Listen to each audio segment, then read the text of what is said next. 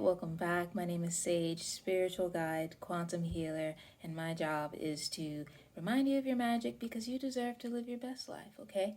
So today's video is obvi about ego deaths. Now, everybody has their own opinion on what this is or how it happens. A lot of people think that it happens after you do LSD or DMT or shrooms or whatever other psychedelic drug.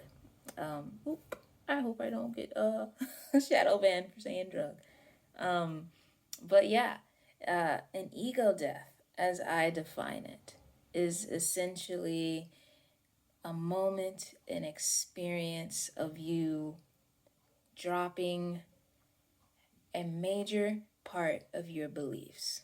Now, you may disagree with that, others may disagree with that, that's fine. But if that is resonating with you, odds are if you clicked on this video, this is the version that you're meant to hear in this moment. An ego death is when you feel like you don't know who you are, you feel like everything that once brought you stability is falling apart, it doesn't make sense, and it leaves you feeling, in the process at least, it leaves you feeling very shaken. A lot of emotions such as fear or even panic may come up, and it's a situation where you just have all of this anxiety and you don't know what the hell is going on, and all you can do in the moment is surrender. As I am going through my own ego death, those are the things that I'm experiencing. At least once a day, I have a thought of, I can't do this. Sometimes I can feel my mind literally going, I gotta get out of here. Because I literally sometimes feel like I'm in survival mode. And it's not because I'm actually in danger. I'm actually physically blessed. I've got so many good things happening for me right now. But my ego is in a state of holy shit, something is happening, and it's like it knows that it's about to go through this process of I don't want to even though it's called ego death, I don't want to use the term death because it doesn't actually die, but it's like everything that it built itself on since we were born is about to go away, and that's a scary thing for the ego.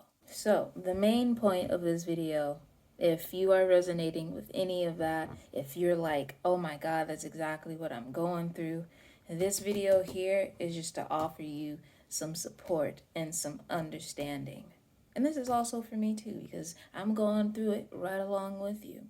Odds are, in you getting to this point, it's because you crossed a threshold within your healing and diving into your own underworld, okay? You began to uncover more and more things about yourself, and at the end of that road, you started to realize, consciously or subconsciously, that all of these beliefs are rooted in the opposite of love, which is the divine frequency that is your true nature. And so you're getting rid of all of these beliefs, all of these thoughts and habits that stem from something that has always been in direct misalignment of who you are. Your whole life, your soul has been trying to shake off these things because it doesn't mix with who you really are. And so now that you're at a point where you're conscious of it and you're being triggered in certain ways that are causing you to have to grow, it can literally feel like you're dying.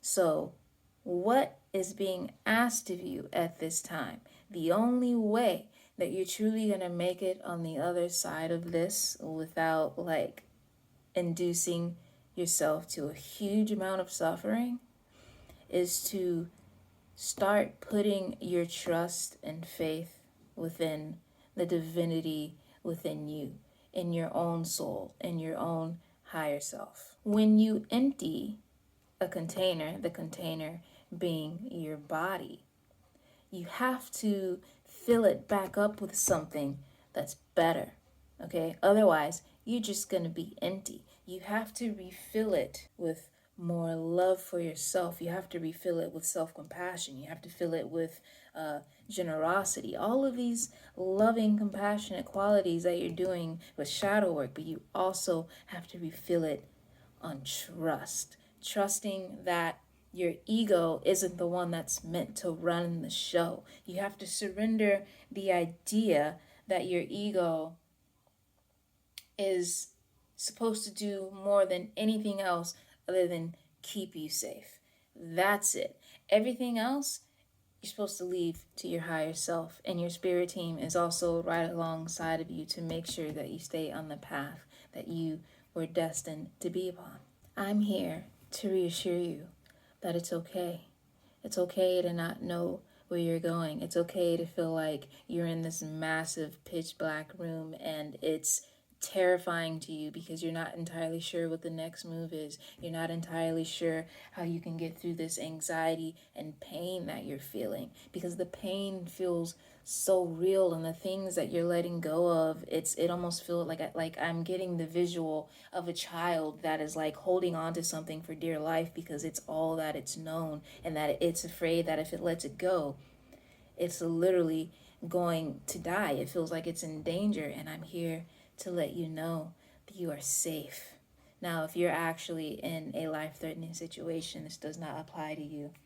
But you know if this is meant for you. If you know consciously, like, why am I feeling like this when I know that I'm not in danger, but everything in your being is telling you, like, the alarms are going off and you're like, something is fucking wrong. I'm here to reassure you that you are safe, you're okay, and to surrender to this process, because you're not going through it alone. There are thousands of us right now collectively experiencing this shift into a higher frequency of love towards the Christ consciousness. And that is not just related to Jesus Christ, but it is also related to all the other ascended masters that have had to go through this experience. You are being called to elevate because that has always been a part of your mission while you're here. Okay? This is not a coincidence. You're not doing something wrong. You're not taking a step back. If you watched my last video, I didn't post that one yet. Okay, Spirit's like, you need to post that. But I talked about in a video that's going to be coming out about how your progress looks like this. So don't allow yourself to focus on those downward strokes when in reality you're still going up. You're still making process.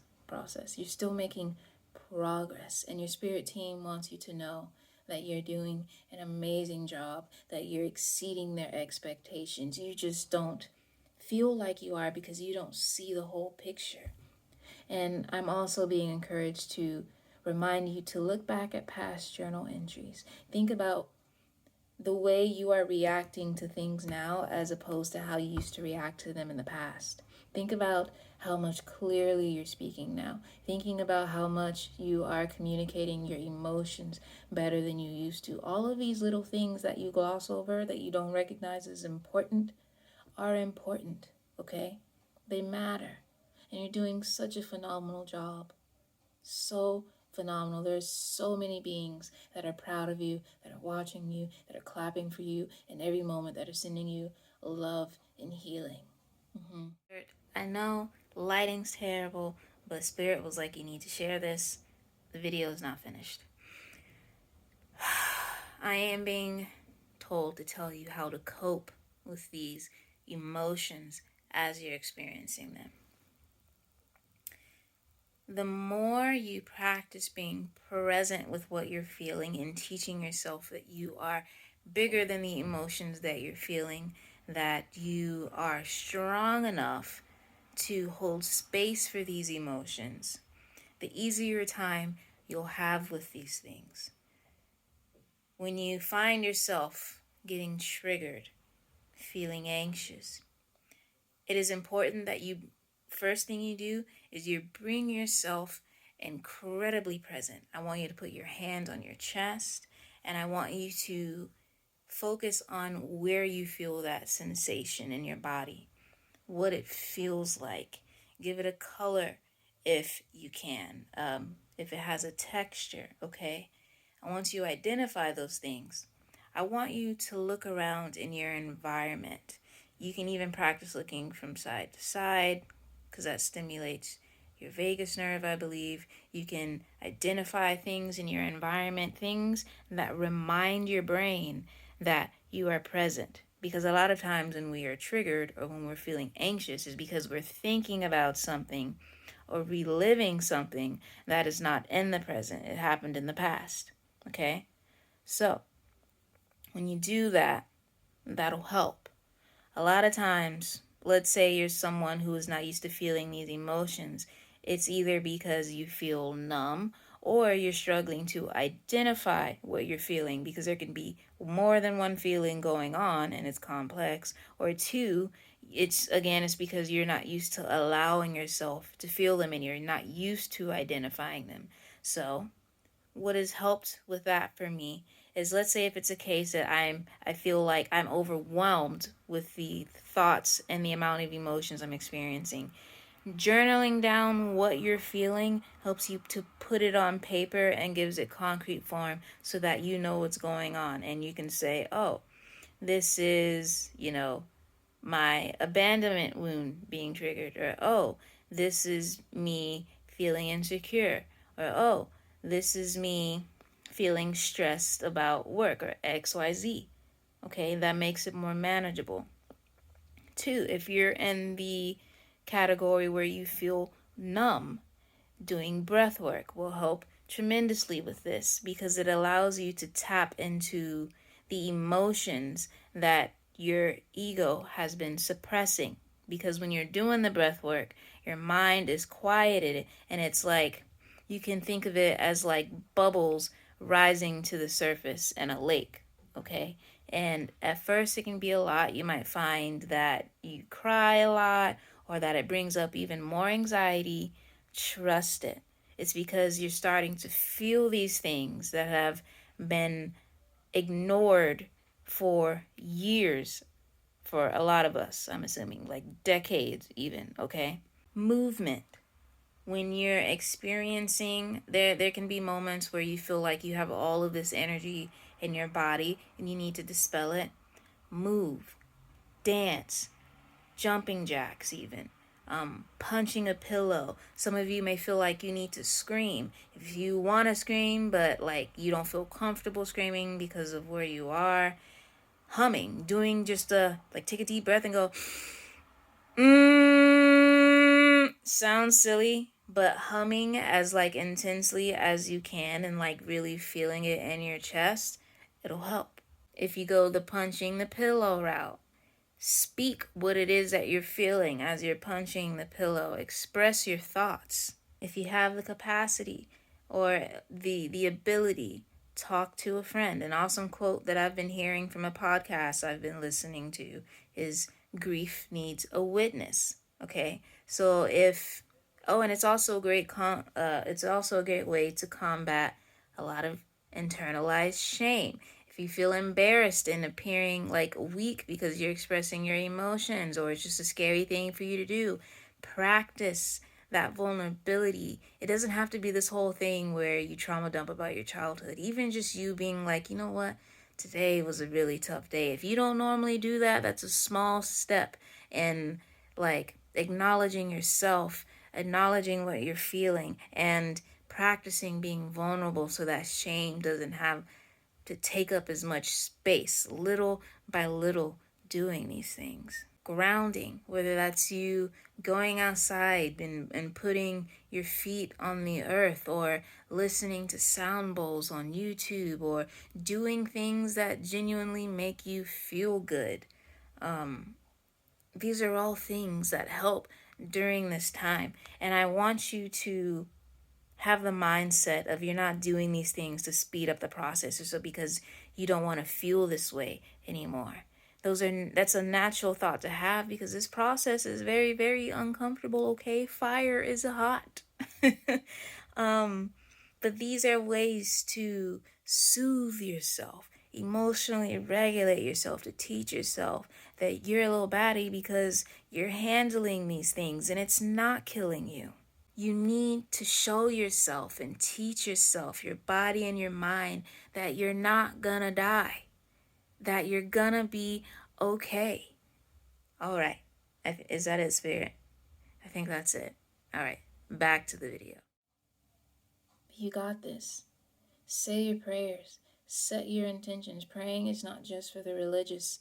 We were praying before religions came around. It has always been within us humans innately to pray. That's why we tend to talk to ourselves naturally, because we're used to having those conversations with something that cannot be seen. Okay? So, that is the message. Hang in there. I have a feeling that we're nearly at the finish line. We're nearly over the peak of the mountain. You're almost there. And I'm proud of you, and I'm sending you so much love, and I will see you in the next video.